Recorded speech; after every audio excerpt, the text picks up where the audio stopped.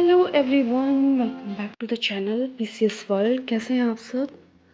I hope कि आप सब बहुत अच्छे होंगे और आपकी तैयारी अब बहुत ही अच्छी तरीके से चल रही होगी।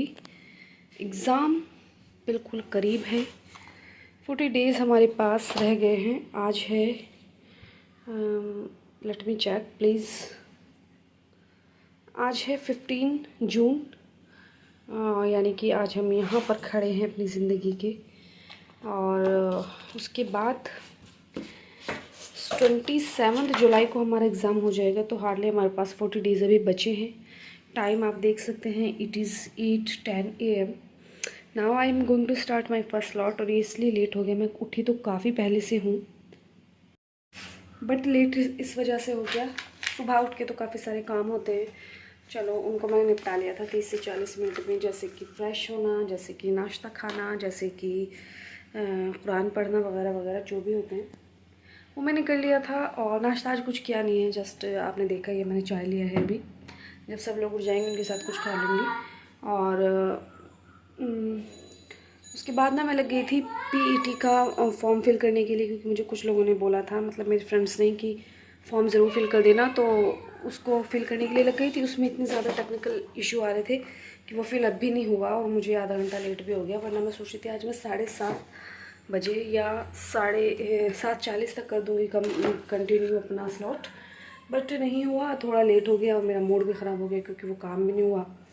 लेकिन कोई बात नहीं, अभी मूड ख़राब करने से अच्छा है कि मैं अब इस टाइम को जो है वो यूटिलाइज़ कर लूँ। अभी 8:15 तक बैठी जाऊँगी, फ़ैन चला लेती हूँ।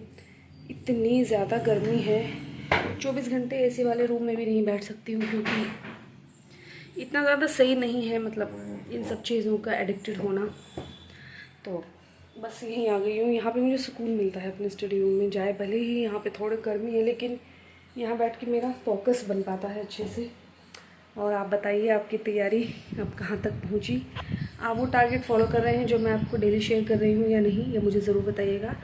एंड लास्ट वाली वीडियो आई होप आपने देख ली होगी, जिससे मैंने पूरा प्लान आपको समझाया है कि 40 दिन में हम कैसे सिलेबस को कंप्लीट करने वाले हैं, क्योंकि हमारे पास 40 ही दिन बचे हैं। जब मैंने ये प्लान स्टार्ट किया था 50 डेज़ थे जब हमारे पास, लेकिन अब हमारे पास 40 डेज़ है। तो उसी को देखते हुए मैंने पूरा प्लान डिज़ाइन किया है। वीडियो नहीं देखा तो जा करके देख लीजिएगा, समझ लीजिएगा। और अगर चैनल पर पहली बार आए हैं तो चैनल को सब्सक्राइब कर देना, लाइक कर देना और शेयर कर देना। तो चलिए जल्दी से अब मैं स्टार्ट कर लेती हूँ अपना स्लॉट। आपको एक चीज़ मैं बताना चाहूँगी कि ये वाली जो लोकेशन है ये प्री के लिए बहुत ज़्यादा इम्पोर्टेंट है। यहाँ से जुड़े हुए सारे पाकिस्तान, अफ़गानिस्तान, ये सारा मिडल ईस्ट का पार्ट आप लोग बहुत अच्छे से देख करके जाइएगा। एंड उसके बाद आप जो है अमेरिका वाला पार्ट भी देख के जाइएगा, और ब्रिटेन वाला भी, क्योंकि ब्रिटेन के साथ भी हमारा काफ़ी कुछ चल रहा है, वही मुक्त व्यापार समझौता हुआ है वगैरह वगैरह। तो सब चीज़ें आप देख लीजिएगा अच्छे से। मैपिंग के क्वेश्चन बहुत ज़्यादा आते हैं, आपने भले थ्योरी ना पढ़ी, लेकिन अगर आपने मैपिंग की हो तो आप 50% ज्योग्राफी से ही कर ले जाते हैं। ये मैंने अक्सर एग्ज़ाम्स में देखा है। वो देखो, अभी मैंने इतना अच्छे से साफ़ किया था, फिर से इतना डस्ट आ गया है, मैं बहुत परेशान हो गई हूँ। So guys, I am thinking that to attend my first slot with the science. And यहाँ पे मेरा चल रहा है अभी बायोलॉजी। कोशिश करूँगी कि ये कल परसों तक हो जाए, मतलब टुडे इस संडे ये हो जाएगा ट्यूसडे तक। तो बस वही सोच रही हूँ। ये मेरा लास्ट टाइम का एडमिट कार्ड है पीईटी का, देखते हैं। वैसे हो गया है, मुझे पता चल गया मेरा क्या कमी था उसमें, हो जाएगा थोड़ी बहुत देर में कंप्लीट। तो जल्दी से मैं अपना स्लॉट स्टार्ट कर लेती हूँ जल्दी।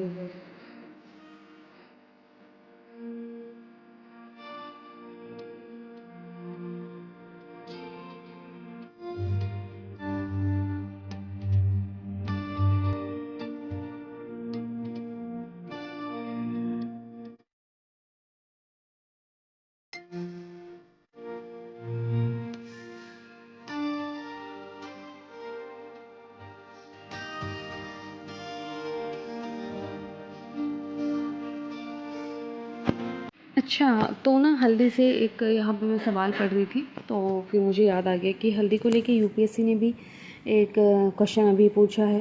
तो हो सकता है कि पीसीएस में या आरओ में भी हल्दी को लेकर के कोई सवाल आ जाए। तो उसके लिए मैंने हल्दी को पूरी तरीके से यहाँ पे डिफ़ाइन कर दिया, आपके साथ भी शेयर करना चाहती हूँ। क्योंकि मेरे इस व्लॉग चैनल का मतलब ये नहीं है बिल्कुल भी कि मैं आपके साथ में सिर्फ़ और सिर्फ मतलब फालतू की चीज़ें ही शेयर करती रहूँगी।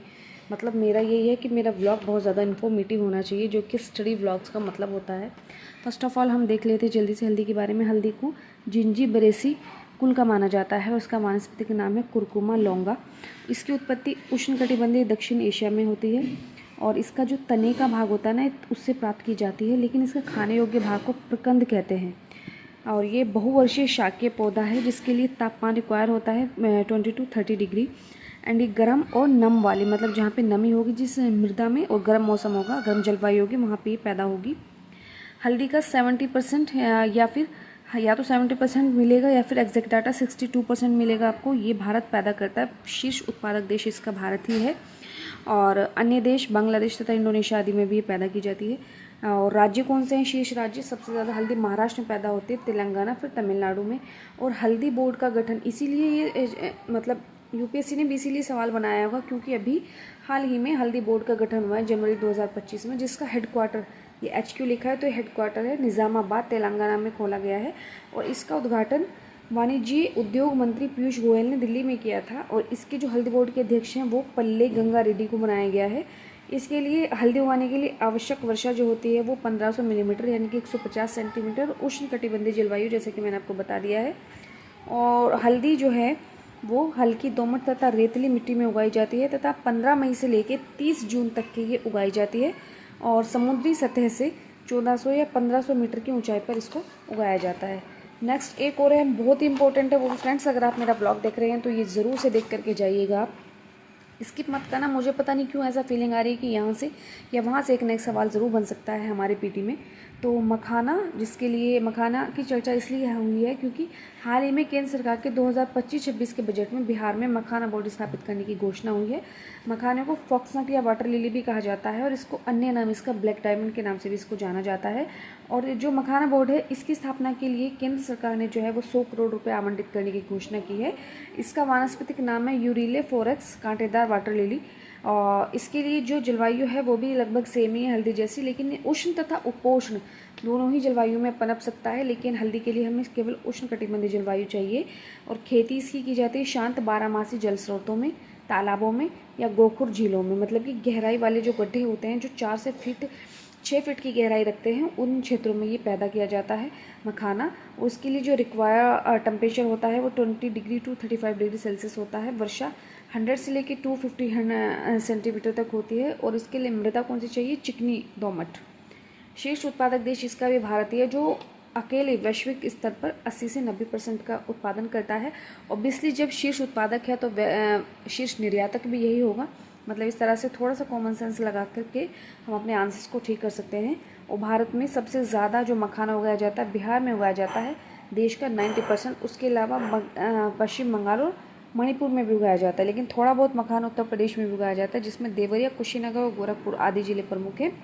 उसके अलावा भी 14 और ज़िलों में मखाना उगाया जाता है। बिहार का मिथिला मखाने को GI टैग प्राप्त हो चुका है। एंड दक्षिण पूर्व एशिया तथा चीन का ये मूल निवासी पौधा है। तो आई होप ये जानकारी आपको पसंद आई होगी फ्रेंड्स। और अभी मैं जल्दी से अपना कंप्लीट करती हूँ ये स्लॉट। गाइस, आप सभी को पता तो होगा ही, मैंने अक्सर अपने ब्लॉग्स में ये चीज़ बताई है कि मुझे क्लाउडी मौसम बहुत पसंद है। That's why I am here to enjoying the weather and I want to show you that how is the weather of our city. मौसम माशाल्लाह बहुत ही सुंदर है। Let me show you the flowers.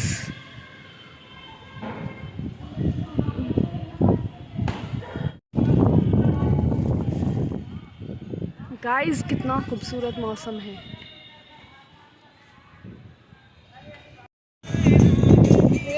Are you enjoying the weather? Are you enjoying the weather?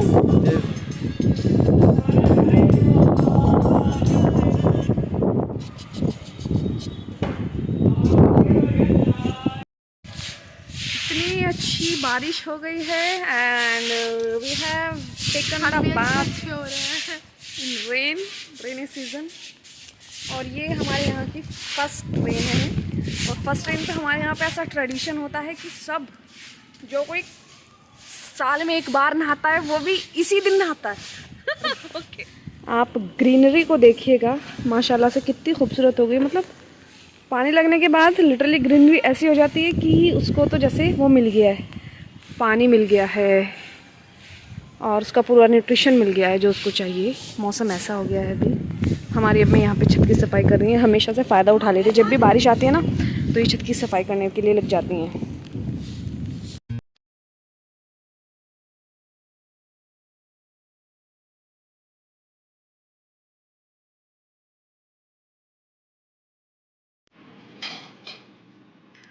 Guys, this is the time of what is the time now? 1:57 PM और यहाँ मेरी कुर्सी काबिज़ हो चुकी है एंड मैं यहाँ बैठी हूँ अभी। अपना देखते हैं अभी क्या करना है। सबसे पहले तो I am thinking that I should to do the lunch now because of time हो गया है काफ़ी।